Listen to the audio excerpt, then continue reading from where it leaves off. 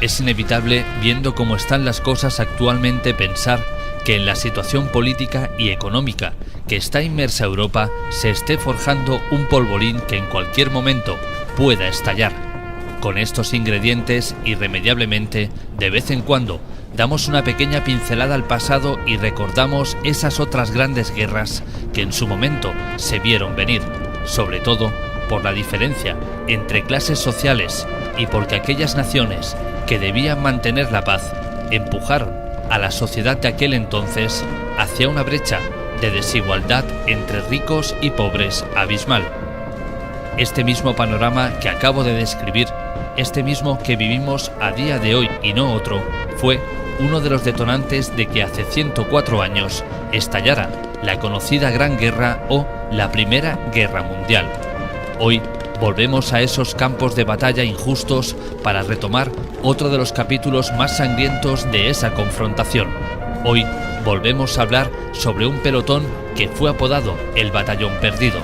Pero cuidado, porque su nombre no hay que tomarlo a la ligera, ya que quizás no todo sea lo que parece.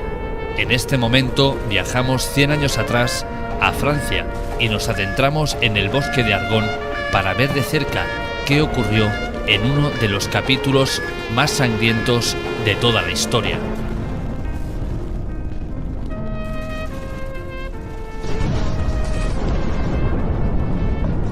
Bienvenidos a los Misterios Bélicos, con Daniel Ortega.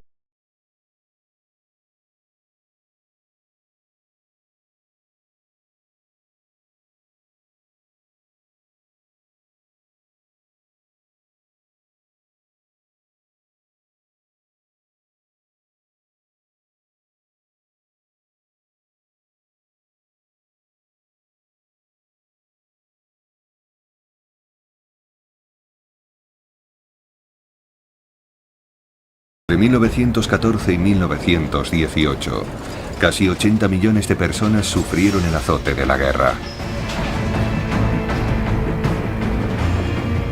10 millones de soldados cayeron atravesados por las balas, despedazados por las bombas, abrasados, devorados por ratas y parásitos, consumidos por el hambre y las epidemias. 20 millones más resultaron heridos.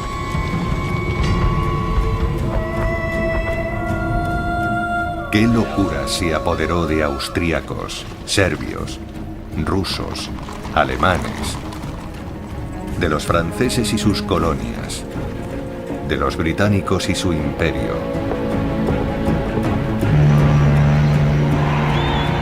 de los italianos, japoneses, turcos o americanos? Los supervivientes pueden considerarse afortunados.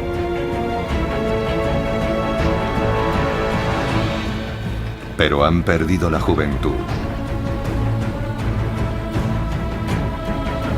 O el rostro. O la cordura.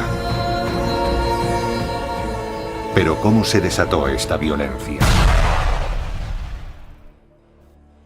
Y como siempre, y como no podía ser de otra manera, es un placer recibir siempre en Informe Enigma a Daniel Ortega. ¿Cómo te encuentras, compañero? Muy bien, ¿qué tal? ¿Cómo estamos? ¿Todo bien? ¿Todo en orden? ¿Y cómo va este verano, Dani? ¿Cómo va la calor? Bueno, aquí en Burgos hay poco, pero cuando pega, pega fuerte. Así que estamos pasando unos días un poquito apurados, pero bien, enseguida pasará. Porque vosotros en Burgos, Dani, sois más de frío, ¿verdad? Sí, aquí ya sabes que yo cuando me refiero a mi ciudad hablo del frente ruso. Aquí otra cosa no, pero frío para exportar tenemos. Hablando de frío, ¿crees, valga la redundancia, que hacía frío aquel 2 de octubre de 1918 en el bosque de Argonne? Pues hombre, aquella zona tela, tiene tela también.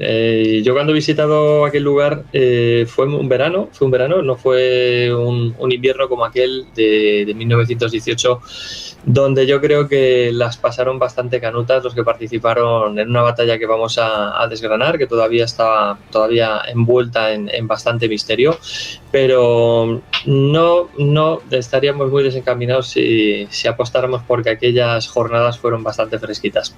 Y entrando ya un poquito en la historia que te ha traído hoy a nuestro informe Enigma, Dani, ¿dónde se encuentra ese bosque de Argonne que alojó al supuesto batallón perdido? Muy bien, Argonne, lo tenemos que situar, seguro que nuestros seguidores van a, si jugamos un poquito con el tema de los mapas que siempre proponemos desde este programa, si nos ubicamos en la zona de Verdun, en Francia, al este, va a ver que un poquito situado hacia la izquierda en el mapa de Verdun va a encontrarse un entorno bastante boscoso, pues uno de esos bosques, de los más frondosos, que hace una forma así como de media luna, va a ser ese escenario conocido como Argonne, donde tuvo lugar una de las batallas más, para mí, más salvajes en las que ha participado el ejército de los Estados Unidos de América. Invito a que cualquiera de los que nos está escuchando hoy, si algún día va por Francia, más o menos estamos hablando que Verdun está a unas 4 o 5 horas, dependiendo, ¿no?, a la velocidad que vayamos con el coche, de París. Argonne lo tiene justo al lado. Yo invito a que cualquiera se adentre en ese bosque, en esas inmediaciones de Verdun, porque es en serio, un escenario que invita a la reflexión, todavía demasiado envuelto por el misterio, pero que yo creo que todavía está impregnado por el dolor, el sufrimiento de los que allí participaron en una de las batallas, insisto, más salvajes en las que ha participado el ejército americano. Todos sabemos o imaginamos lo que hay dentro de un bosque, ¿verdad? Pero en este caso, en el bosque de Argonne había algo más. ¿Qué era? Vamos a retrotraernos a ese año 1918.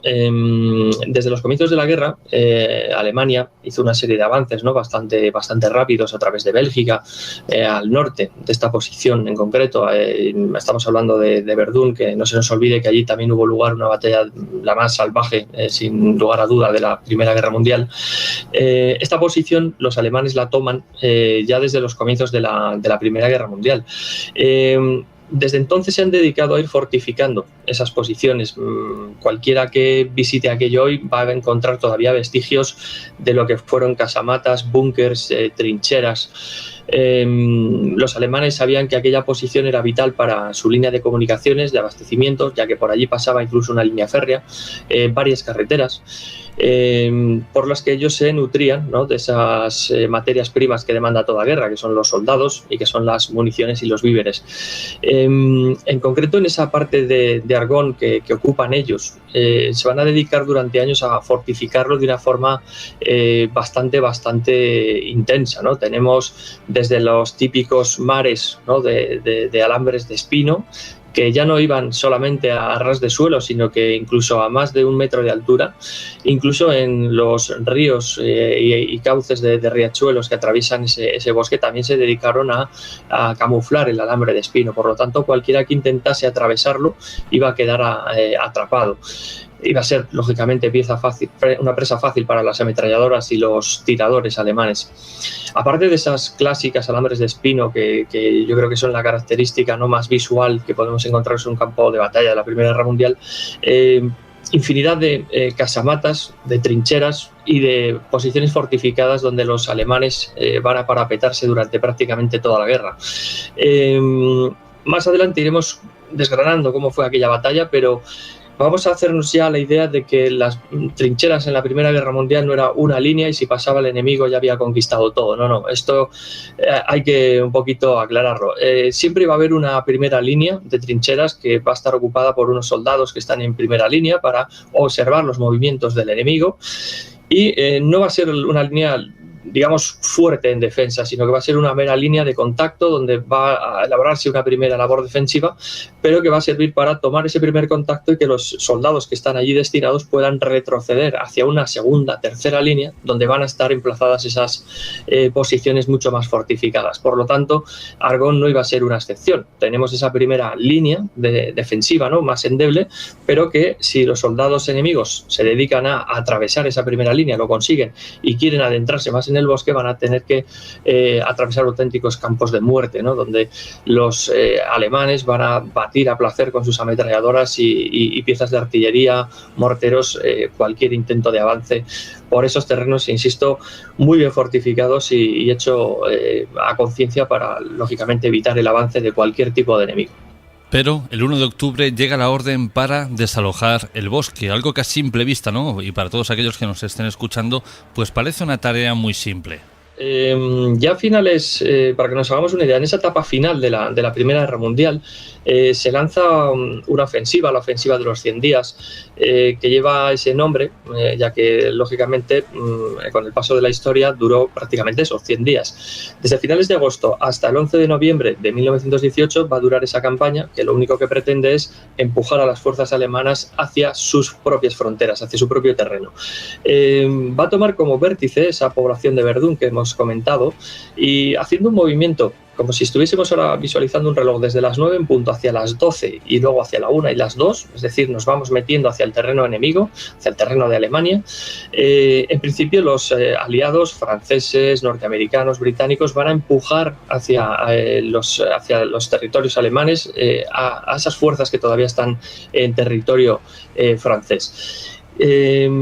Vamos a ver a lo largo de estos minutos cómo en esos 100 días, lógicamente la batalla en el bosque de Argonne va a durar mucho menos, pero cómo está esa ofensiva de que va a durar esos 100 días. Lo que ocurre en Argonne es simplemente un grano de arena en una playa, que es la Gran Guerra, ¿no? Esa Primera Guerra Mundial. El bosque de Argonne, insisto, es un grano de arena en todo lo que fue aquella gran confrontación.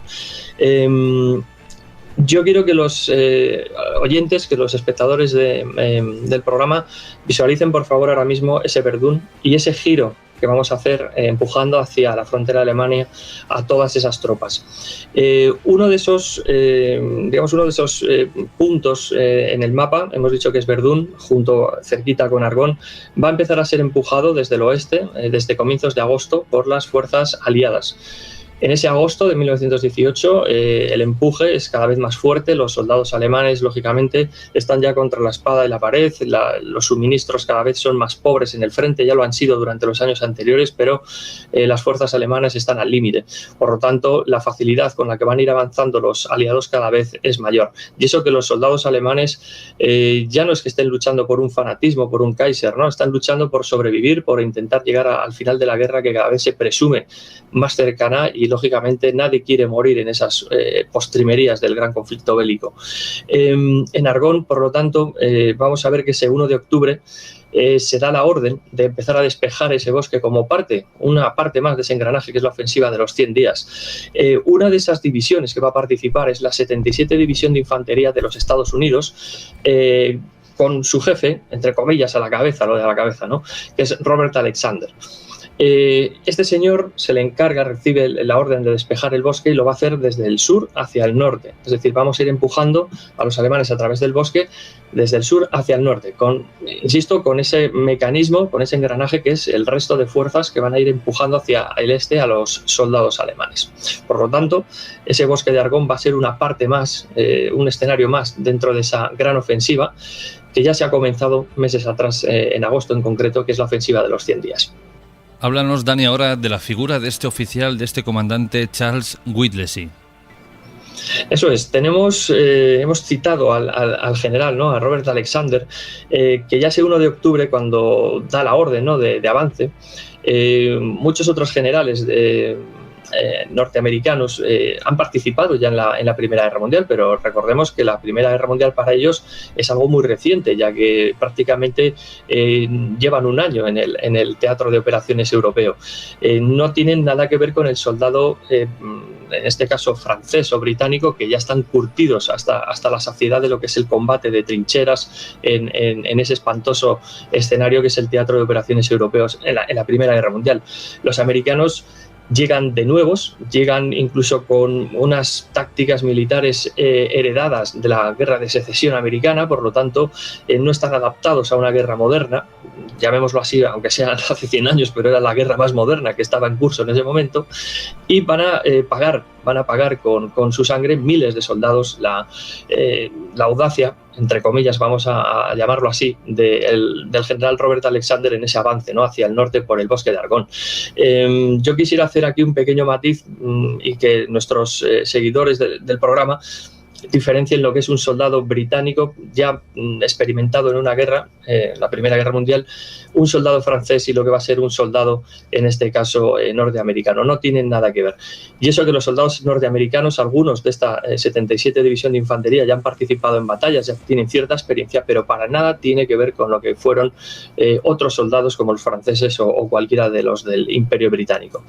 En este caso, vamos a destacar la figura de Charles Whittlesey, que para mí es un hombre muy enigmático, un militar, no de carrera, por cierto, que se incorpora en la 77 División de Infantería, digamos, sin tener prácticamente contacto alguno con el mundo castrense.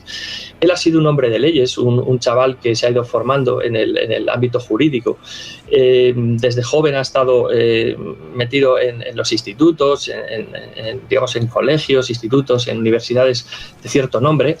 Y incluso le llegan a llamar sus propios compañeros el duque, ¿no? Porque tenía ciertas maneras aristocráticas en el trato con sus compañeros, en las formas de moverse, de hablar, de expresarse. Pero él viene de un entorno muy humilde, incluso su propio padre era leñador, pero él, bueno, digamos que se había apartado un poquito de esa tradición familiar, ¿no? de labores más agrícolas, y él había optado por ir por una vida más, digamos, resuelta, ¿no? más tranquila económicamente. Insisto que su formación es totalmente diferente a cualquier cosa que nos imaginemos por parte de su familia. Él, durante las postrimerías de la Primera Guerra Mundial, va a hacer talante, va a hacer gala de ese comportamiento frío, que incluso algunos le han tachado de frío en la historia. Va a ser un tío que desde que es jovencito, desde que ha pasado por la universidad o se ha dedicado a la abogacía antes del conflicto, va a ser una persona que es capaz de resolver problemas, es muy resolutivo, es alguien con mucha decisión y sangre fría. Lo ha demostrado antes de la guerra, lo va a demostrar durante, incluso lo veremos como después de la Gran Guerra también va a demostrar cómo es su personalidad. Yo recalcaría la importancia que tiene este matiz dentro de la figura de Charles Whittlesey. Él no ha sido militar antes de la guerra, él se ha alistado como tantos otros en la 77 División de Infantería de los Estados Unidos.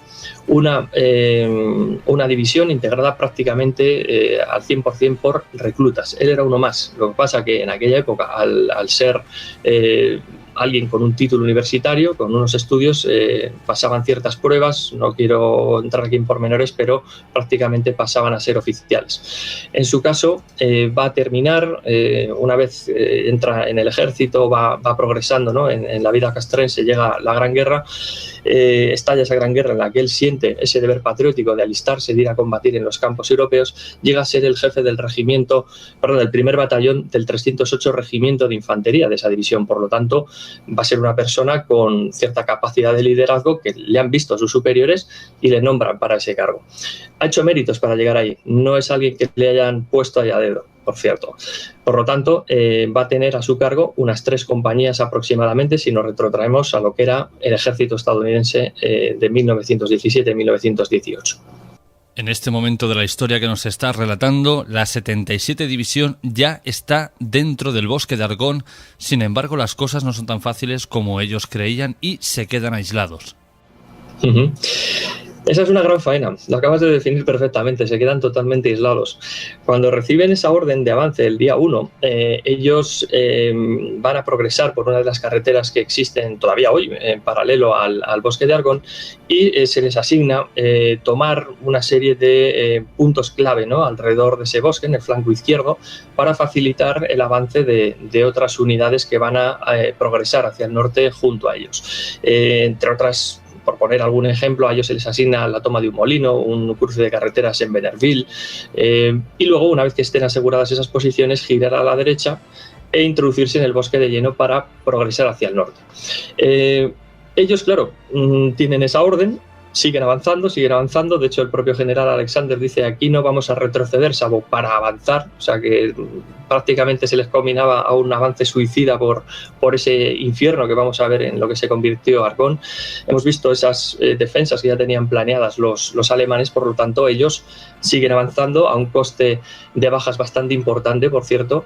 El propio Charles Whittlesey ve como muchos de sus hombres con los que ha convivido meses caen en acto de servicio en primera línea o resultan heridos, son trasladados a retaguardia, pero él sigue al frente de sus hombres y sigue progresando. Va a llegar tal momento, tal confusión, en que ya las últimas horas de ese día 1 de octubre, que siguen con su avance, pero llega un momento en el que pierden contacto con sus flancos. Por lo tanto, ellos deciden adoptar unas posiciones, esperar a que amanezca el día 2 y seguir avanzando. Ellos en ese momento no saben que están en una posición tan vulnerable.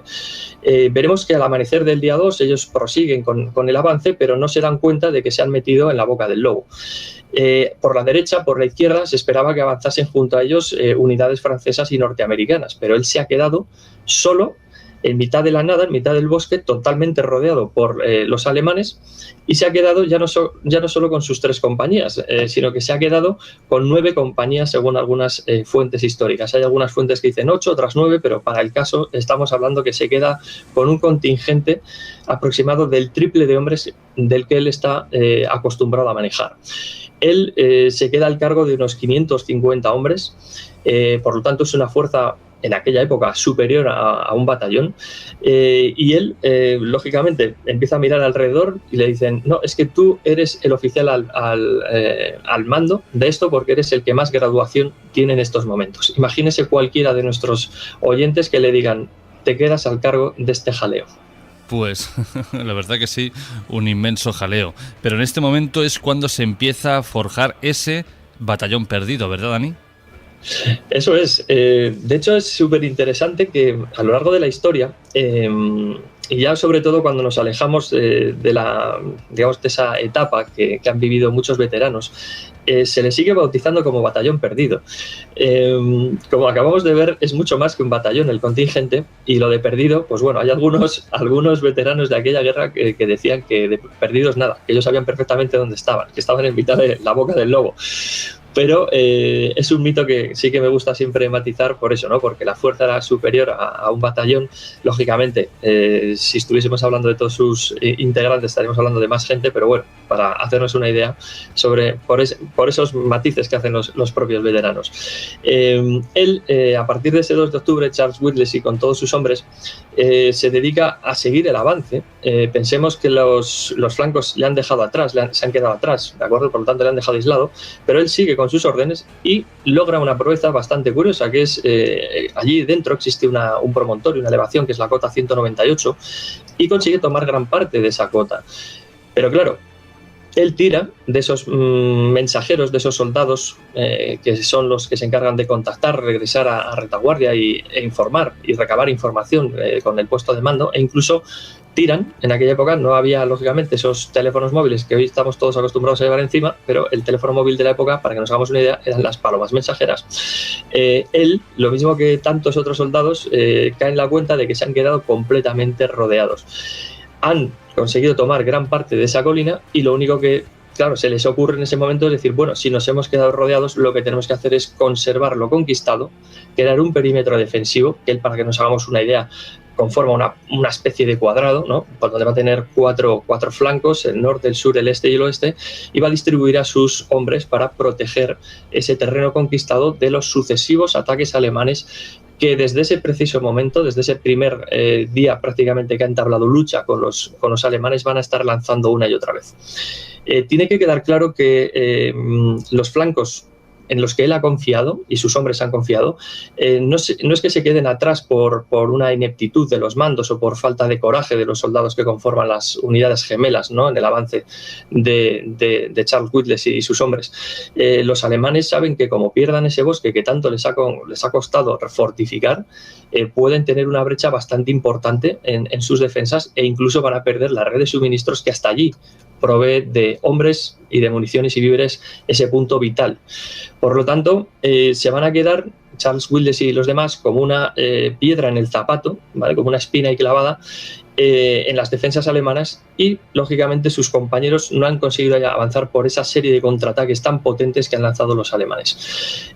A partir de ese día 2, Charles Wildes no le queda otra que configurar ese perímetro defensivo, intentar solidificarlo, parchearlo como puede, ya que los soldados alemanes están cosiendo literalmente con artillería cada metro cuadrado, y lógicamente no van a dejar títere con cabeza si tienen la oportunidad. Por lo tanto, varias veces al día lanzan ataques con infantería y van a sucederse unos combates de verdad terroríficos, ya que si en la lucha en campo abierto, en esas trincheras tan espaciadas unas de otras que hemos visto en documentales o incluso en películas, hemos visto cómo la lucha es a disparos, a cierta distancia, con artillería y demás, pero aquí lo que matiza o lo que caracteriza a esta batalla dentro del bosque de Argonne es el salvajismo que se produce, ya que las luchas muchas veces se producen a cortas distancias. Luego haremos algún matiz de cómo es esa lucha, ya que lo que sucedió dentro de Argonne de verdad es para enmarcar dentro de la importancia de cualquiera de las batallas que se suceden en la Primera Guerra Mundial.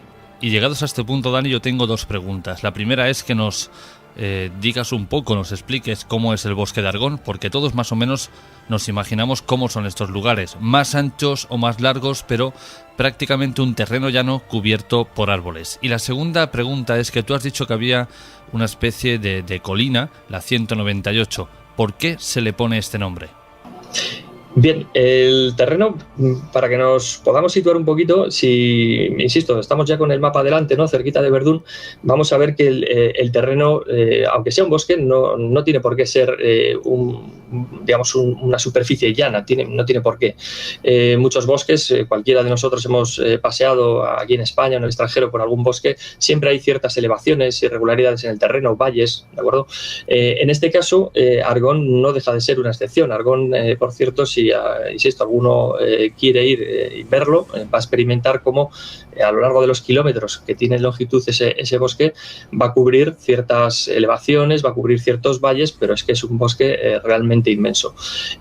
Comentabas antes el matiz de por qué una cota dentro del propio bosque. Bueno, todo mapa militar, ¿de acuerdo?, siempre va a destacar los promontorios, las elevaciones en el terreno, ya que son puntos estratégicos. Si tú ocupas una posición elevada, la fortificas, vas a ser capaz de ver qué es lo que hace tu enemigo alrededor, enfrente, y vas a ser capaz de proteger con mucha mayor ventaja esa posición elevada. Imaginémonos en aquellas condiciones del año 1918 o años anteriores, del 14 al 18, lo que es tener una posición arriba perfectamente protegida y que el enemigo tenga que cargar colina arriba. Con unas cuantas ametralladoras y un número significativo de hombres puedes causar auténticas masacres en cualquier fuerza que te ataquen. De hecho, ahí, por ejemplo, tenemos varios ejemplos como ocurrió en la batalla del Somme. En este caso, las cotas se las iba bautizando, ¿no?, con ciertos códigos, en este caso pues numéricos, en otros sitios podrían ser por letras, pero en ese caso, en concreto, la cota número 198 cayó allí en medio del bosque de Argonne y fue una de esas elevaciones en el terreno tan claves para el desarrollo, en este caso, de la defensa de los propios soldados norteamericanos. Pero, ojo, que todos los ejércitos de alguna forma codificaban, ¿no?, esas alturas, esos promontorios desde los que poder defenderse y observar mucho mejor al enemigo. Entonces entendemos que era un número al azar, no significa que hubieran 198 colinas o montículos dentro de ese bosque de Argonne. Eso es. Si nosotros cogemos el mapa, para cualquiera que hayamos manejado un mapa militar o civil incluso, si nosotros empezamos a numerar, ¿de acuerdo?, vamos a ir metiendo por cuadrículas, ¿vale?, ciertos kilómetros cuadrados o metros cuadrados, los vamos a ir codificando, ¿de acuerdo? Entonces pueden ir por cierto orden lógico, ¿vale?, que puede ser numérico o por letras, pero siempre esto atiende a un orden lógico para nosotros, tanto ejércitos atacantes como defensores, saber dónde tenemos puestos a nuestros hombres. Es más fácil, más sencillo a veces decir, pues tengo un batallón situado en la colina tal o en la colina cual, que decir están entre la intersección de tal y tal sitio, porque a veces buscar los nombres en los mapas, y en aquella época pues tampoco era una excepción, puede resultar un poquito más complejo, incluso confuso. Pensemos que son soldados norteamericanos que están en territorio francés, imagínense, ¿no? la complicación con el idioma. Ya si nos metemos en Alemania, la hemos preparado el doble. Por lo tanto, en serio, ya fuera coñas, el tema de las nomenclaturas, pues muchas veces atiendes a nombres meramente lógicos, que pueden ser numéricos o de letras. Pero el 2 de octubre ya comienza la que podríamos llamar la batalla de Argonne, ¿no, Dani? Ya empiezan a ponerse un poco las cosas más difíciles y el panorama no es tan fácil como parecía al principio. Muy bien, aquí nos vamos a poner un poco serios. Igual no quiero rozar con lo dantesco, pero es que todo lo que he leído, todo lo que he podido documentarme acerca de esta parte de la historia es bastante salvaje. Hemos citado al principio, ¿no?, cómo eran esas líneas defensivas. Quiero que cualquiera de los que nos esté escuchando ahora se ponga en mitad de un bosque, cualquiera de los que haya visitado en su vida, y que recuerde cómo era el caminar por ese bosque. Seguro que está recordando ahora cómo va pisando ramas, vegetación, cómo va crujiendo debajo, ¿no?, del calzado. Imaginémonos allí metidos, no sabemos dónde está el enemigo, está perfectamente camuflado entre la vegetación, entre la arboleda, bastante densa en algunos puntos, y cualquiera de esas pisadas puede alertar al enemigo. Una cosa tan tonta como puede ser pisar una rama y que cruja, puede alertar perfectamente a un enemigo. En este caso, la lucha comienza así, comienza avanzando despacito, las tropas van avanzando hasta que topan con una posición de vanguardia de los alemanes. Por lo tanto, empiezan los disparos, empiezan el intercambio de granadas de mano, una vez que están más cerca, ¿no?, las posiciones de vanguardia norteamericanas con las defensivas alemanas. Y una vez que llegan a la corta distancia es donde empieza para mí lo más terrorífico que se puede llegar a dar en cualquier combate que hemos visto en la Primera Guerra Mundial, que es la lucha cuerpo a cuerpo. Las primeras posiciones de toda línea de vanguardia en una trinchera de la Primera Guerra Mundial son zanjas en el terreno, son agujeros practicados en el terreno que prácticamente pueden ser, si con suerte, de 1 metro de anchura. Por lo tanto, ahí va a estar varios señores a lo largo de una línea, van a estar con su fusil apuntando hacia el frente, escondidos, más o menos camuflados para evitar que les vea el enemigo, y van a estar alerta en todo momento, relevándose para evitar ese cansancio, y en cuanto aparezca un enemigo, disparar y empezar la refriega en toda regla. ¿Qué ocurre cuando nosotros nos vemos ahora en las manos con un rifle de aquella época, con un fusil, con una bayoneta que mide 2 palmos por lo menos, calada en el frente, debajo de ese fusil, y que tú quieres pinchar a un tío que tienes delante, ¿de acuerdo? Una vez que tú saltas dentro de esa trinchera, esa herramienta ya no sirve para nada. Le puedes pinchar desde arriba hacia abajo o desde abajo hacia arriba si te quieres defender, pero dentro de esa trinchera con 1 metro de anchura es prácticamente imposible manejarse. Por lo tanto, esas armas convencionales, que pueden ser las ametralladoras que portan encima, las pocas ametralladoras que portan encima los soldados, los fusiles ya no sirven. Tienen que arrancar directamente la bayoneta, luchar como si fuese una pelea de navajeros con las palas de combate. Muchos han estado afilando los días previos las palas de combate, capaces de, con un movimiento bien dado, decapitar a una persona perfectamente. De hecho, se instruía a los soldados, ¿no?, para manejar la bayoneta, las palas e incluso las pistolas en distancias cortas, ya que la lucha así, en el cuerpo a cuerpo, es así de salvaje. De hecho, yo tengo algunas cartas, algunas correspondencias que se enviaban desde el frente, tanto por unos como por otros, donde solicitaban a sus familias que les mandasen el machete más grande que encontrasen en casa, el hacha más grande, improvisaban mazas con alambre de espino, cualquier arma que hayan visto en alguna película documental no es descabellada, ya que el salvajismo humano no conoce límites, en serio, y más cuando estamos en estas situaciones tan al límite. Por lo tanto, esa lucha en los comienzos, ¿no?, de la batalla de Argonne, que va a llegar al cuerpo a cuerpo en infinidad de ocasiones, se traduce a eso, a una batalla primaria donde se resume a matar o morir. Ya no estás luchando por un país, ni estás luchando porque no te maten y por evitar que maten al que está a tu lado, porque si la palma él, seguramente vas tú detrás. Es así de salvaje, así de frío, pero la lucha era así de primaria. Una vez vamos progresando del día 2 hasta el día 7, ¿no?, que prácticamente es cuando va a concluir la batalla en el bosque de Argonne, la carnicería va a ser sistemática, va a ser avanzar, va a ser retroceder, pero vamos a estar hablando de un perímetro defensivo donde unos atacan y otros se defienden. Hemos comentado hace poquito, ¿no?, cómo ese día 2 de octubre Charles Whittlesey configura ese perímetro defensivo hay que imaginarse a los soldados alemanes atacando eso una y otra vez con resultados infructuosos, ya que incluso llegan en los últimos días de esa batalla a enviar tropas de asalto, las conocidas Stoßtruppen, las tropas de asalto alemanas que eran capaces de barrer trincheras a campo abierto en cuestión de minutos, ¿no? Se lo digan, si no, a los británicos o los franceses los estragos que llegaban a causar.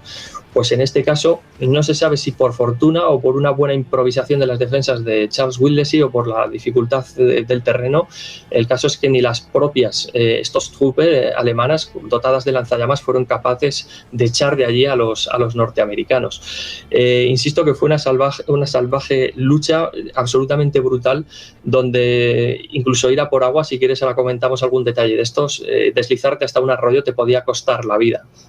Pero de esta lucha encarnizada y como en otras batallas de las que ya hemos hablado y que hablaremos a posterior, también salieron héroes anónimos. ¿Quiénes eran?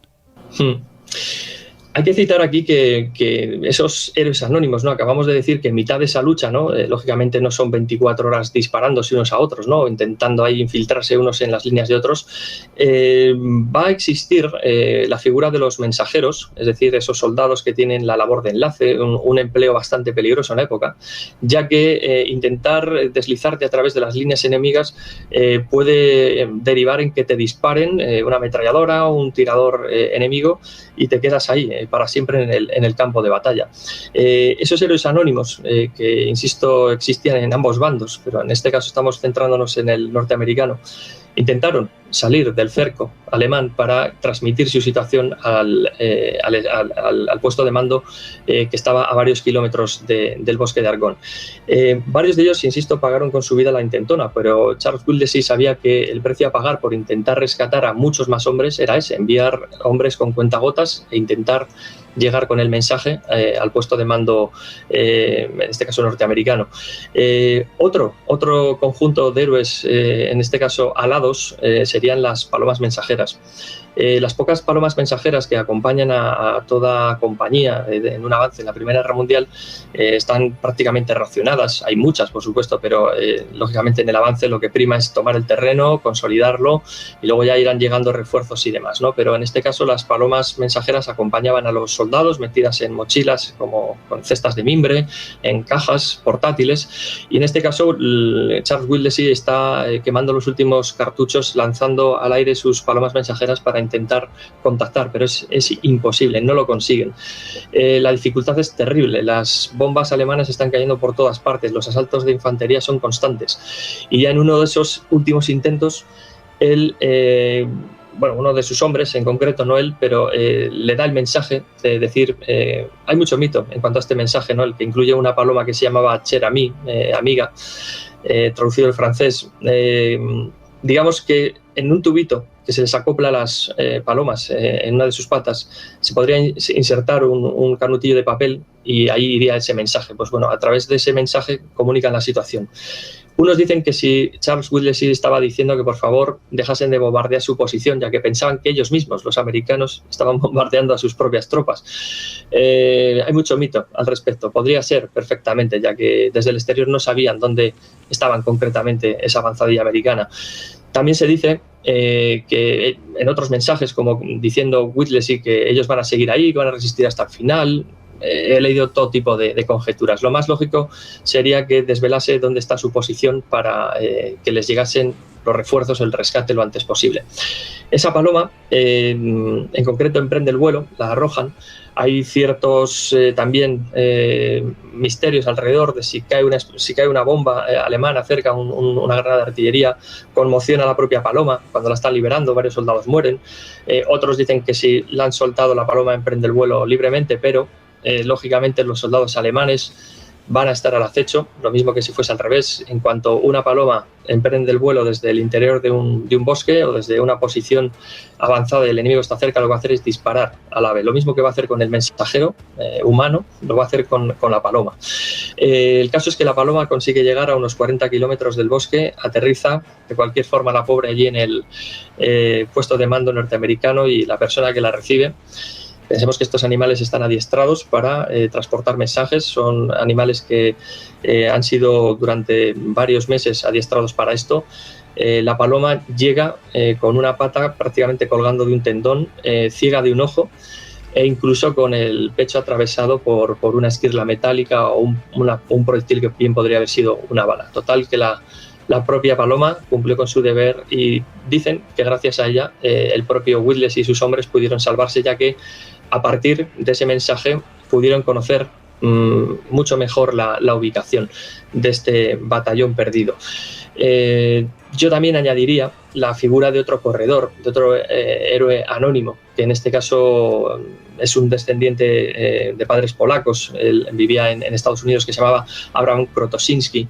Este soldado de origen polaco, de sus padres eran inmigrantes, también tuvo unos arrestos de salir de aquel bosque, ya que le ordenaron, como a uno de tantos mensajeros que lo hizo antes que él, le ordenaron salir del bosque para contactar con las tropas aliadas e informar de la situación. Él tuvo la gran suerte, la gran astucia de salir de allí con vida, pero el chaval, un chaval bastante espabilado, por cierto, se encontró con varias dificultades a lo largo del camino para salir del cerco. Tuvo que incluso hacerse el muerto para evitar patrullas enemigas. Yo no sé cualquiera de los que nos esté escuchando, pero a mí me dicen en esos momentos: mira, estamos cercados y tienes que salir de aquí, atravesar las líneas enemigas. Yo me encomendaría a todos los dioses habidos y por haber en el universo. Yo no sé este hombre lo que haría, pero le salió bastante bien la jugada, ya que llegó al puesto de mando exhausto, reventado, pero el tío llegó e informó de la situación. Lo curioso, y esto me lo comentabas tú un día, Dani, es que esta paloma ya pasó a la posteridad, como tú bien has dicho, como una especie de héroe, porque la tienen expuesta en un museo. Sí, está expuesta en, creo que es el Museo Smithsonian en Estados Unidos. Es un museo que aglutina, pues eso, cosas muy curiosas, entre otras cosas, de conflictos bélicos. Pero sí, la paloma en sí está decapitada, perdón, está disecada, con su cabeza intacta, pero con una de sus patas, lógicamente, que no existe, ya que la perdió en acto de servicio. La palomita, pues bueno, una paloma corriente que podemos ver hoy en día en cualquier ciudad, pueblo de España, pues lo mismo allí se utilizan para eso, ¿no? Para servir de mensajeras. Es curioso saber también o decir que las palomas se enviaban desde el frente hasta la retaguardia. Las palomas no iban de la retaguardia al frente, eso no estaban entrenadas para eso. Por lo tanto, esa paloma, la última que le quedaba, yo creo que hizo méritos más que suficientes para hoy en día ser recordada y homenajeada, ya que salvó la vida de tantos hombres junto con Abraham Krotosinski. De hecho, a las propias palomas se las reconocía como a tantos animales, ¿no? de la Primera Guerra Mundial que sirvieron con los ejércitos, e incluso a la paloma, insisto, se la condecoró. Y he aquí mi pregunta: ¿qué tienen las palomas que no tengan otras aves y que sean tan codiciadas en los momentos de conflictos bélicos? Yo creo que las palomas, al ser aves, entre comillas, que viven con el ser humano, están acostumbradas, ¿no?, a la interacción. Yo no soy un experto para nada en aves, sí que tengo algunos amigos que se dedican a esto de la biología, pero es curioso saber que las palomas son unas aves que se orientan bastante bien, independientemente de dónde las sueltes, y han sido entrenadas, adiestradas para ello, lo mismo que cuando estamos hablando de gente que se dedica a practicar la caza, ¿no?, con los halcones y demás, pues son aves que aprenden, ¿no?, a base de adiestramiento. Pero yo creo que al estar domesticadas, al ser una paloma que convive con el ser humano en nuestra vida diaria, yo creo que están de sobra preparadas para identificar un núcleo urbano o identificar una posición donde existen varios humanos que la van a alimentar, que la van a dar de comer y que no tiene por qué preocuparse de hacer pues eso, una alimentación por su cuenta, ¿no?, como pueden hacer otras aves, de buscarse la vida, ¿no? Los animales son bastante listos, todos los conocemos, nos dan 300.000 vueltas a los seres humanos. Las palomas no son menos, son, insisto, unos animales que conviven con el ser humano, y si saben que van a tener una alimentación y unos cuidados garantizados, más si eres una paloma al servicio del ejército, vas a tener tu ración de comida diaria, tus cuidados. Por lo tanto, igual esto que digo puede sonar a tontería, pero es que es una obviedad, como un campanario de grande. Va a estar viviendo a cuerpo de rey y, lógicamente, ha sufrido ese adiestramiento militar, entre comillas, por lo tanto va a responder a lo que se le exige. Por fin llegan los mensajes y los americanos comienzan a avanzar y rompen el cerco del bosque de Argonne. Eso es, no sabremos si gracias a la labor de la Palomita, de Cherami o de Krotoszynski. El caso es que los refuerzos, las otras unidades que estaban en el perímetro exterior de los cercados de los norteamericanos, gracias a la guía fundamental, que la labor de guía que hace Abraham Krotoszynski, él les logra introducir por esos puntos decisivos de las líneas alemanas, consiguen ir abriendo poco a poco el camino, lógicamente a base de luchar muy duramente, y consiguen enlazar con la unidad de Charles Whittlesey. Yo creo que si nosotros nos ponemos ahora en tesitura, nos ponemos en aquel año 1918, hemos estado una semana viviendo en el bosque prácticamente de lo que da el bosque, porque voy a poner una serie de ejemplos que igual son un poquito crudos, pero en aquella época el soldado de combate va a ir con su equipo personal encima, pero va a ir con unas raciones de combate, o sea, es decir, para comer el día del asalto y con suerte el día siguiente. A lo sumo 2 más, pero racionando muchísimo. Pero es que llevan una semana. Se han estado alimentando de lo que han pillado de otros cadáveres, propios o enemigos. Han estado subsistiendo, digamos, a los rigores que impone la sed, gracias a lo que han conseguido de cantimploras propias y enemigas, pero también jugándose el pellejo para bajar a ríos, a riachuelos. Y aquí es donde también reivindico la figura de otros héroes anónimos, ¿no? Que es gente que sale con varias cantimploras o con contenedores un poquito más grandes para acercarse a un río, coger agua y devolver ese contenedor, esas cantimploras a sus propietarios. Muchos perdieron la vida haciendo esa labor, que es abastecer agua, algo que nos puede ser tan fácil hoy como es abrir un grifo. Aquella época estás aislado, estás en mitad de la nada, rodeado por el enemigo y tienes que ir a un río a por agua. Lógicamente los alemanes son los amos y señores de ese bosque, lo conocen perfectamente y saben dónde van a ir o por dónde se espera al enemigo. Por lo tanto, tío que aparezca, tío que van a disparar. Esos héroes anónimos, insisto, muchas veces olvidados, que hacen labores de intendencia, se jugaron el pellejo para mantener a sus propios compañeros óptimos para el combate. El agua, las municiones se racionaban, luego llega el caso incluso de los heridos. ¿Qué pasa cuando un herido hay que protegerle, hay que taparle, hay que cubrir sus heridas con vendajes? Pues se daban casos de que el herido, que por las circunstancias que fuesen fallece, hay que arrancarle esos vendajes y ponérselo a un soldado que ha caído herido y que tiene posibilidades de sobrevivir. Dentro de esta tesitura podríamos estar hablando de mucho más drama, ¿no? Ya aparte del agua, de la comida, cualquiera que sea de los que nos esté escuchando ahora que se imagine que es rescatado por soldados amigos, yo creo que romperían en lágrimas, romperían en carcajadas histéricas.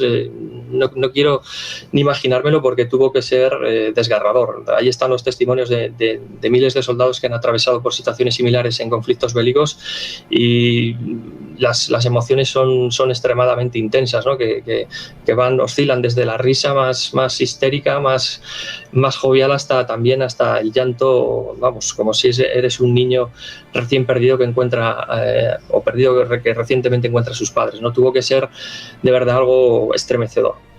Ya hablabas hace un momento de que ir a buscar simplemente agua te podía costar la vida, y no se ha dado el caso en esta batalla o en otras de que un soldado de cada frente fuera precisamente eso, ¿no? A buscar agua, se encontraran, se miraran, hicieran el gesto de callar y decir, bueno, yo cojo agua, me voy, tú coges agua, te vas, y aquí no ha pasado nada. Yo no lo cuento, tú tampoco, ¿no? Que se suele decir. Pues vamos a ver, el número de soldados norteamericanos en aquel sector era ínfimo en comparación a los alemanes que había por allí, ¿no? Yo, me apostaría a cualquier cosa que algún caso similar se dio, estoy seguro. En toda batalla ha ocurrido, están ahí recogidos testimonios, ¿no? De soldados que igual están buscando entre los muertos por la noche, ¿no? Entre los cadáveres, pues una ración que llevarse a la boca, o tener comida, o vaciando cantimploras, o incluso cogiendo munición o un arma, porque en mitad del asalto se ha quedado descolgado y se ha quedado sin nada. Y se encuentra pues de sopetón con otro enemigo que está haciendo lo mismo. Pues en los casos más, digamos, inhumanos, el uno iría a machacarse al otro, pero claro, somos seres humanos, nos une, tenemos ciertos vínculos, ¿no? De hermandad. Por lo tanto, a veces esa locura transitoria que son las guerras, pues a veces desaparece, y dos tíos que están tan puteados, si me permites la palabra, el uno y el otro, dirían, bueno, yo vengo aquí a por agua, tú también, o yo estoy buscando víveres en el cadáver de un camarada o de otro soldado, aunque sea enemigo, pero yo quiero subsistir, quiero vivir. Lógicamente me apostaría algo a que ocurrió algo parecido. Lógicamente eso ha pasado en muchos otros frentes de batalla, de la Primera Guerra Mundial, de la Segunda Guerra Mundial, pero es que en el Bosque de Argonne yo estaría seguro que fácil que ocurriese algo. Lo que pasa que, claro, si tú dices esto después de la guerra, pues no ocurre nada, pero imagínate que lo dices justo en mitad del pastel, ¿no? Pues o te fusilan o te ponen bajo custodia. Hace un momento también hacía referencia a que no se pasaban 24 horas combatiendo. ¿Había alguna especie de acuerdo en el que dijeran, bueno, de tal hora a tal hora sí hay batallas y de tal hora a tal hora no hay enfrentamientos? Pues mira, te voy a comentar algo que es muy curioso, que en la Primera Guerra Mundial ocurre. Pensemos que las grandes batallas del siglo XIX, guerras napoleónicas o otras, guerra franco-prusiana ya en las postrimerías del siglo XIX, se caracterizaban, insisto, que es algo, una tónica general, pero que cada una tiene sus matices. La Primera Guerra Mundial, sobre todo en su fase inicial, hereda, ¿no? esos patrones. La Primera Guerra Mundial se caracteriza mucho por soldados en las líneas del frente, agazapados. Amanece, hay un estado de tensión. Ahora, con las primeras luces del día, me van a venir a atacar, me van a venir aquí a invadir mi posición, a tomarla, o viceversa, o estoy esperando que mis oficiales toquen el silbato o den la orden de salir a por la posición enemiga. Por lo tanto, ese patrón del amanecer, las primeras luces del día, para avanzar y tomar la posición enemiga o estar preparados para la defensa, era algo que también ocurría al atardecer. Es decir, cuando se va la luz, es un momento propicio para pillar, se creía, con la guardia baja al enemigo. Lógicamente, estas 2 horas, o esas 3 horas, llamémoslas así, ¿no? Se va la luz, llega la luz, son estados de tensión absoluta, ¿no? Entre los soldados, esa incertidumbre de me va a tocar salir, me van a atacar, ¿qué va a ocurrir, ¿no? Esas horas, 2, 3, 4 horas, entre que viene la luz, tanto al amanecer como al atardecer, insisto, en todos los bandos de la Primera Guerra Mundial era una tónica general. Es algo que ellos esperaban, que sabía que era algo automatizado, ¿no? Es como ahora nosotros nos levantamos por la mañana, sabes que te toca ir a trabajar, pues bueno, tienes tu patrón, ¿no? de comportamiento. Pues una guerra es igual, es una sociedad, una parte de la sociedad que está haciendo un trabajo. Por lo tanto, los rituales no dejan de ser otros, ¿no? Alimentarse, combatir, descansar, reposar, periodo de tensión. Eso era básicamente lo que ocurre en una trinchera de la Primera Guerra Mundial. Amanece, periodo de tensión, no ocurre nada, descanso, entre comillas, me preparo, estoy afilando la pala, como hemos dicho antes, estoy revisando el arma, hago otros servicios que me encargan los oficiales, llega la tarde, llega el atardecer, estado de tensión y a ver qué ocurre. Y eso era un ciclo constante entre todos los soldados que estaban destinados en primera línea de combate. Insisto que lo hemos comentado muchas veces antes, que los soldados que están en primera línea de combate en la Primera Guerra Mundial asciende aproximadamente, se calcula, un 10%. El resto está atrás, sanitarios, intendencia, etcétera, ¿no? Pero esos estados de tensión, de incertidumbre, es un patrón constante, ¿no? en la Primera Guerra Mundial. Lo interesante de esto de los horarios, ¿no? Muchas veces lo que sí que se hacía era preparar el campo de batalla o preparar el asalto, ¿no? de tus fuerzas, generando auténticas lluvias de granadas de artillería. Es decir, esto era algo que los soldados ya tenían interiorizado hasta límites insospechados. Si tú imagínate que estamos metidos en una trinchera y que empiezas a oír tus piezas de artillería en retaguardia, empiezan a disparar, bum, bum, bum, bum, bum, y empiezan a caer los proyectiles a varios metros por delante de nuestra posición. Sabes que tarde o temprano ese bombardeo va a cesar y te va a tocar ir allí. Por lo tanto, ese pacto, de alguna forma, no se acuerda de viva voz, pero sí de una forma intrínseca, ¿no? Es decir, te estoy bombardeando tu posición, tranquilo que en cuanto acabe esto van a salir los míos a intentar machacar lo que quede allí. Ese sería un poco el único pacto, digamos, no fijado ahí sobre el papel, pero sí de una forma habitual y bastante intrínseca, ¿no? Que eran los bombardeos previos. No había un horario establecido para combatir, sin embargo sé que en otras guerras, no sé si fue la Primera Guerra Mundial, en la Segunda o quizás alguna anterior, para festividades sí que se llegaban a reunir los dos bandos. ¿Esto es cierto? Sí, cierto. De hecho, tenemos ahí el episodio de la tregua de Navidad de 1914, ¿no? Que nosotros hemos hablado algunas veces de este gran conflicto bélico, pues comienza en 1914, ¿no? Digamos que con el atentado que acaba con la vida, ¿no? en Sarajevo de Franz Ferdinand, el archiduque heredero del Imperio Austrohúngaro. Dan un mes de tregua, ¿no? para decir, bueno, o piden disculpas los que han hecho esta barbaridad o declararemos la guerra, empezaremos la guerra. Bueno, pues en julio el 28 de julio no hubo disculpa alguna y por lo tanto empezó el pollo, ¿no? Que se dice. Pues bueno, desde ese julio, finales de julio, hasta diciembre, no voy a decir que fue una guerra de broma, porque, a ver, hubo palos, pero bastante serios, ¿no? A lo largo y ancho de Europa. Pero claro, la gente pensaba cuando va a la guerra, cuando se alistan voluntarios o cuando los propios soldados profesionales que están ahí destinados en el teatro de operaciones europeo, piensan que esa guerra, como otras anteriores, va a ser cuestión de unas semanas, de unos meses. Se piensan que van a ir a sus casas a celebrar las Navidades tan tranquilamente. Pobrecitos, qué equivocados estaban, ¿no? Entonces, fruto de esa equivocación, de ese sentimiento que pensaban que iban a estar de vuelta a casa en Navidad, pues mira, resulta que no.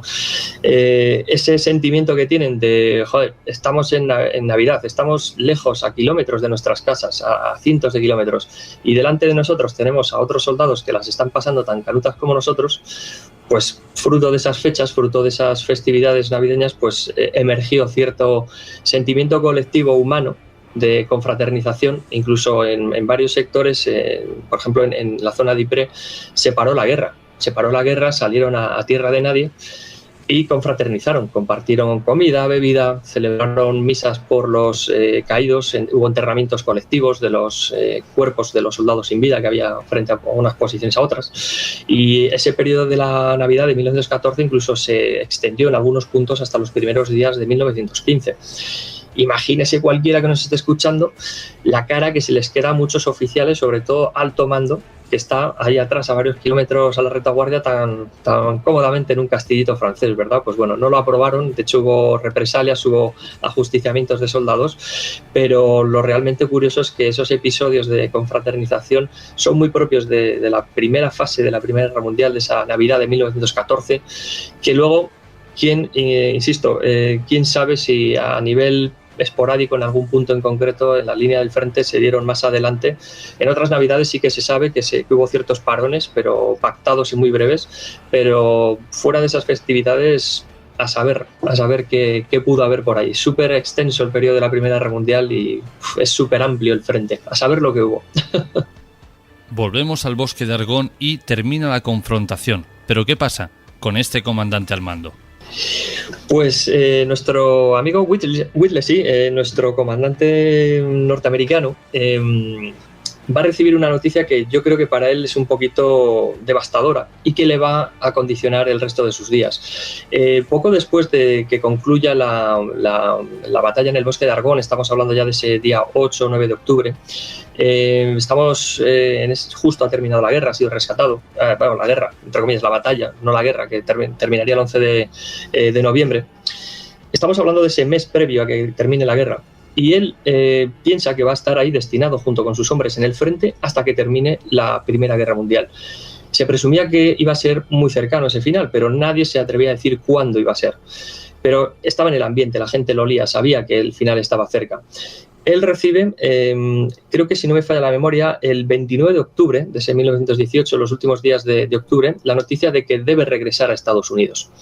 Él acata la orden, se despide de sus hombres y regresa a Estados Unidos. Él no ha sido militar antes de la guerra, él no entiende muchas veces de esos reconocimientos heroicos que muchas veces hace el pueblo, ¿no? a sus soldados. Él regresa a Estados Unidos, lleva el uniforme, regresa y la gente empieza a aclamarlo, los propios militares le tienen ensalzado como un héroe nacional, ha salido en la prensa 20.000 veces, su episodio ha sido recogido en la prensa nacional e internacional con mucho énfasis, ya que es un símbolo para los Estados Unidos y para su ejército, y como tal empieza a ser honrado por activa y por pasiva, le hacen homenajes, le dicen que haga conferencias, ¿no? Pero claro, el calor de ese final de la Primera Guerra Mundial, ¿de acuerdo? Ese 11 de noviembre del 18 empieza a enfriarse y él, por lo tanto, empieza a decir ¿qué pasa conmigo? ¿Qué ocurre?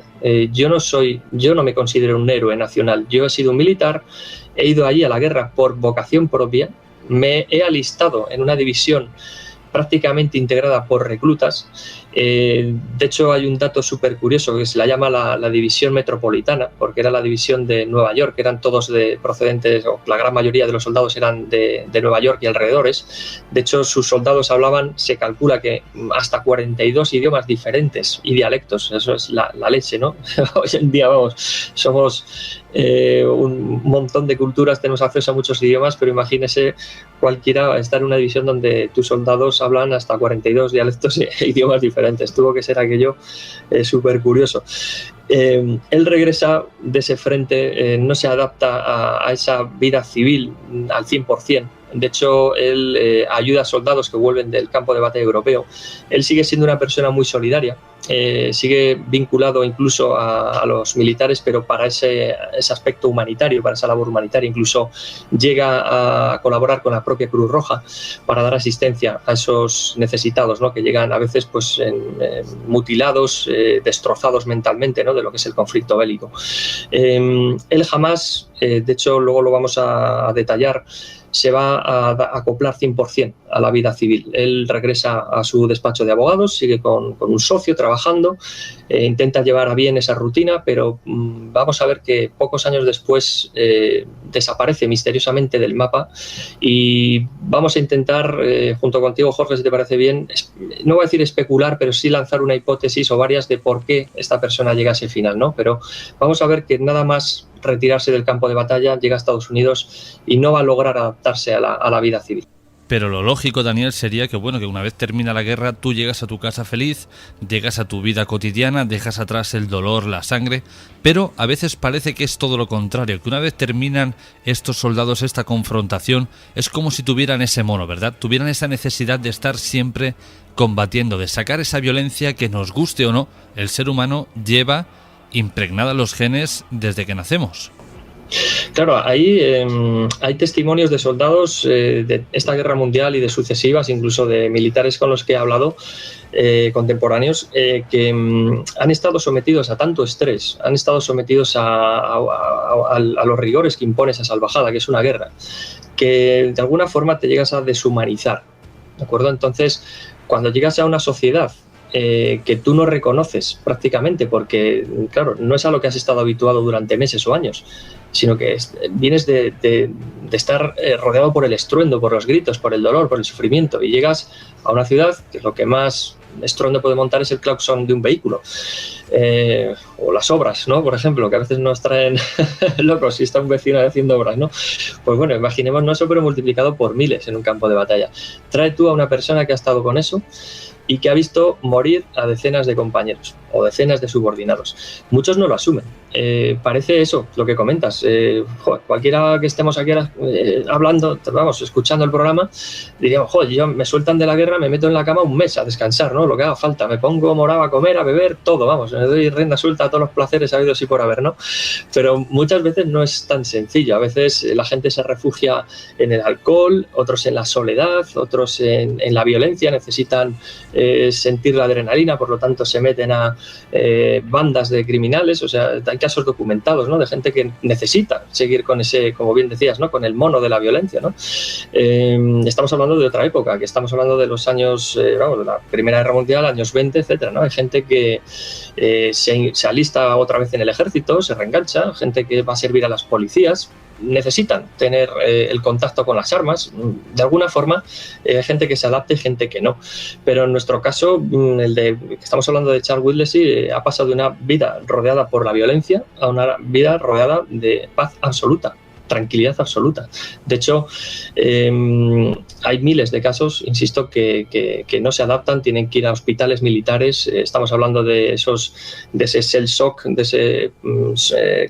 aquella época no se diagnosticaba como tal, ¿no? Esa fatiga de combate, ese estrés postraumático que entendemos hoy, ¿no? Pero en aquella época hemos visto documentales, a mí la verdad se me ponen los pelos de punta, de chavales jóvenes de 20 y pocos años, 19 años, que regresan a casa y les meten en sanitarios mentales, instituciones mentales, o en hospitales, están allí recluidos de por vida porque han regresado del frente y han empezado a temblar sin control alguno, ¿no? Fruto de las privaciones, del sueño, de la sed, del hambre, de todo, ¿no? Gente que no controla su cuerpo y que está temblando de pies a cabeza sin control alguno. Ya no hablemos de los mutilados. Seguro que tú has visto muchísimas fotografías de aquella época de gente que se le reconstruye la cara, ¿no? Con unas máscaras grotescas, ¿no? Que tienen unas formas que dan más miedo que otra cosa. ¿Cómo se readapta esta gente a la vida civil? Yo lo he dicho muchas veces a través de las novelas, pero también lo he dicho en conferencias, ¿no? Que las guerras matan y hieren más allá de la primera línea del frente. Y llegando ya prácticamente al final de esta historia, ¿qué pasa con ese comandante, con esa desaparición tan misteriosa y qué legado deja a posterior? Bien, nuestro protagonista de hoy, Charles Whittlesey, decide un día, dentro de su existencia entre comillas monótona, ¿no? que se ha convertido otra vez la vuelta a la rutina, decide hacer un viaje en barco. Diremos, coño, ¿por qué no lo ha podido hacer justo cuando iba de la guerra para tomarse unas vacaciones, ¿no? Bueno, a veces los soldados estallan, ya no cuando llegan a casa, nada más llegar a casa del frente, sino que lo hacen meses o años después, ¿no? Él atestiguó tanto dolor, vio tanto dolor, tanto sufrimiento, que eso tarde o temprano le tuvo que consumir por dentro, ¿no? Algo tan sencillo como es comprar un pasaje, subirte a un barco con tus maletas, se convirtió para él en el viaje final, en su último viaje.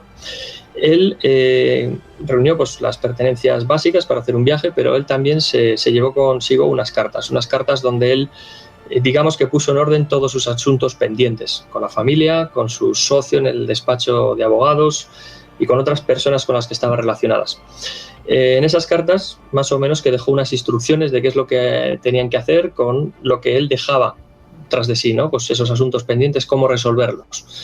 Estamos hablando que no es una persona que estuviese endeudada ni nada por el estilo, era una persona normal. Hemos dicho que era una persona de estudios, una persona inteligente, resuelta en la vida, pero él de repente se emborracha una noche en el barco, le empieza a contar la película, lo que él ha vivido. Se entiende que al capitán o a ciertos oficiales del barco, incluso algunos testigos, escuchan cómo les está contando su participación en la Gran Guerra. Y en mitad de la borrachera decide retirarse. El propio capitán, los oficiales desaparecen también de la cubierta, se van a sus puestos de trabajo, y los pocos testigos que quedan en la cubierta, civiles, ven cómo él, camino a su camarote, supuestamente coge y se arroja por la borda, se tira al mar. El mar le acoge y él desaparece en sus aguas para siempre. Por eso es lo que está recogido por varios testigos, incluso los oficiales del barco que con él hablaron no se imaginaban que esa persona se iba a tirar por la borda. Muchos pasajeros se emborrachaban pues para evitar pues eso, el sufrimiento que les podría ocasionar el vaivén de las olas, o gente que se emborrachaba pues porque quería pasar el tiempo, ¿no? Pero él se emborrachó, yo creo que es mi hipótesis, para dar ese último trago, intentar asumir todo ese dolor de sopetón, todo eso que arrastró tras de sí en su participación en la Primera Guerra Mundial.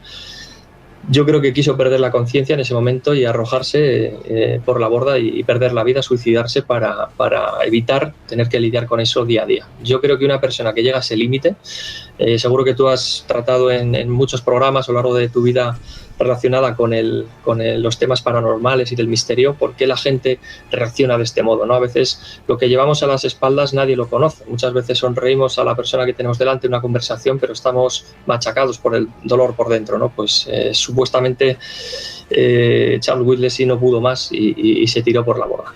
Y ahora sí, Dani, para finiquitar este tema del bosque de Argón y este supuesto batallón perdido que ahora nos hemos dado cuenta de que perdido. Nada, háblanos un poco de tu última publicación, de tu último libro, novela gráfica o cómic que has sacado al mercado. Sí, como siempre que me embarco en un proyecto literario, me gusta dotar de ese realismo, de esa humanidad, ¿no? que tienen los soldados, pese a que están en un entorno inhumano, ¿no? Que es una guerra. En este cómic, novela gráfica que he hecho junto con Antonio Gil, un ilustrador top, de gran prestigio nacional e internacional en España, y que también trabaja para editoriales extranjeras, hemos sacado una novela gráfica que habla de la batalla de Stalingrado. En ella hemos intentado recoger lo que fue ya no solo la campaña, la batalla en sí, a nivel estratégico, de movimientos, de la participación de los ejércitos, el ejército rojo, la Wehrmacht, ¿no?, en la batalla de Stalingrado, sino ir más allá. Ya no solo la historia a veces es las batallas, las fechas, los movimientos de tropas, qué divisiones participan.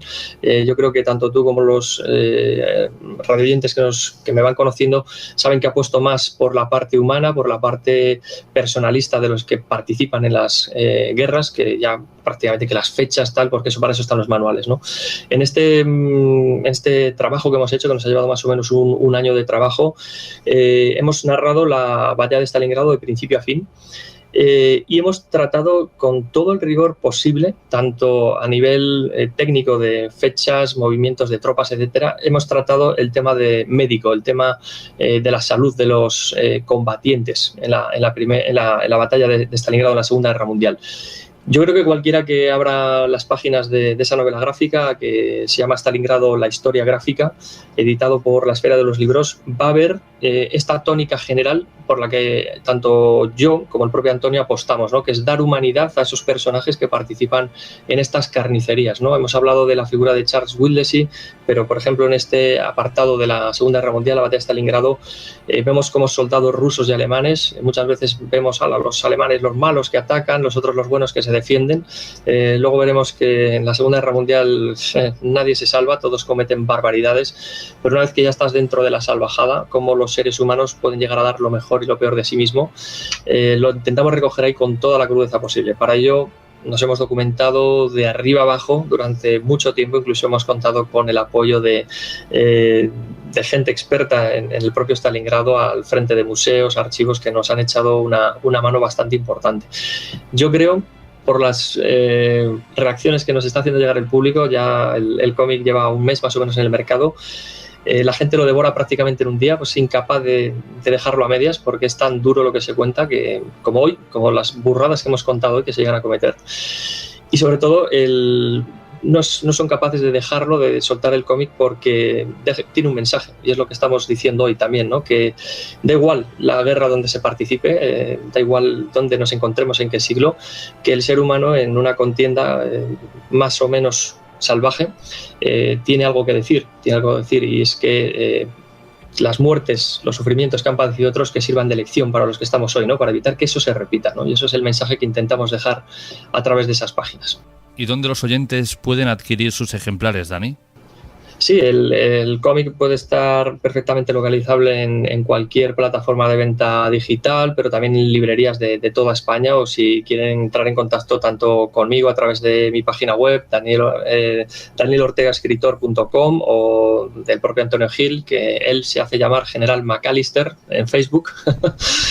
Nos pueden encontrar perfectamente para enviar ejemplares dedicados, pero vamos, en librerías de toda España lo tienen desde el día 5 de junio a su disposición. Pues Dani, como siempre, ha sido un verdadero placer. Al final, gracias a ti, aprenderé de la Primera y de la Segunda Guerra Mundial. No tanto como tú, pero bueno, más que otros seguro. Compañero, un abrazo. Siempre es un placer tenerte en Informe Enigma, y nos escucharemos pronto para hablar de alguna otra batalla que aún nos queda ahí en la retaguardia.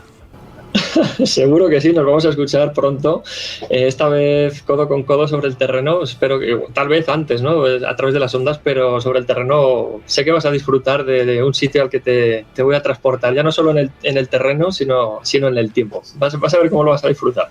Seguro que sí, Dani. Pues un abrazo, compañero, y nos escuchamos dentro de muy poco.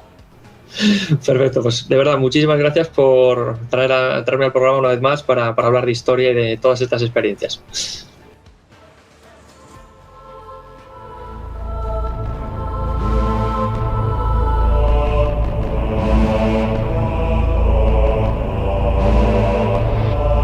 Informe Enigma.